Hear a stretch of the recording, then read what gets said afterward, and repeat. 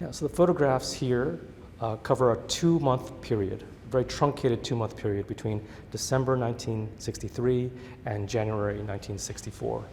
And it's the 2-month lead up to the Beatles' first trip to America. Well, I think the Beatles were low-key during this entire time. I think they knew that their music had potential to be very, very popular. And the fandom, as we know it, really started to crop up in the summer of 1963. They began 1963 really relatively unknown outside of Liverpool and Hamburg. But that started to change as they transitioned from being supporting acts on these tours to being headliners.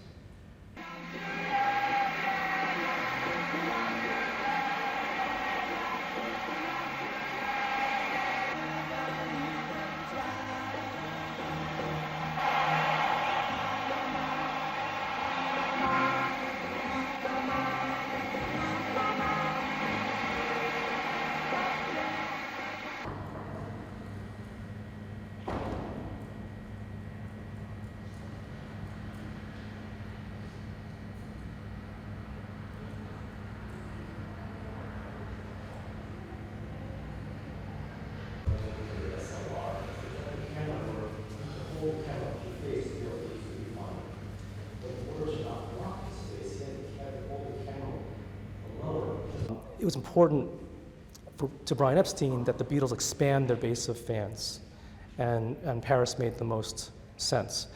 What's interesting about the Paris pictures is that in the early days of the residency, they're able to walk the streets really without too much fuss. They're being followed by a small group of photographers, a handful of fans, but they're able to kind of be out and about on their own. So the pictures were actually lost, or thought to be lost, for about 50 years before their emergence during the pandemic. And so Paul had taken them himself, and they were actually, some of them were used for the poster that accompanied the Beatles' White Album. But after that, he sort of lost track of them. So when they reemerged a few years ago, all that was left was a few negatives, a few slides, and mostly contact sheets.